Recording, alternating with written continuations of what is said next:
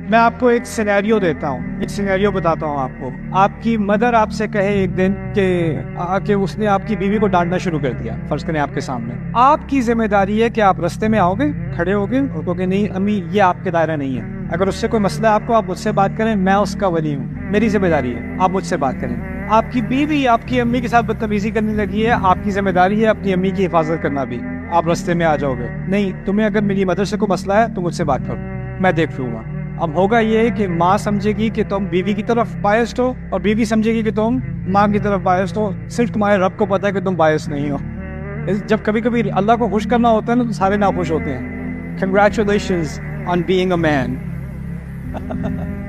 پر ہوا اب کیا ہے کہ ہم نے ایک طرف زیادہ باعث ہو گئے ہیں، دوسری طرف زیادہ باعث ہو گئے ہیں۔ جو اپنی بیوی سے بہت پیار کرتے ہیں وہ اپنے پیرنٹس کے ساتھ کمیونیکیشن نہیں کرتے، جو اپنے پیرنٹس سے بہت پیار کرتے ہیں وہ بیوی کو انہوں نے بالکل سفیکیٹ کر کے رکھا ہوا ہے۔ ایکسٹریمز بن گئے ہیں نا، اور ان سارے ایکسٹریمز میں کسی نہ کسی کے ساتھ زیادتی ہو رہی ہے، اور ان سب کے درمیان میں ایک مرد ہے، اور اس مرد کو اب کھڑا ہونا پڑے گا۔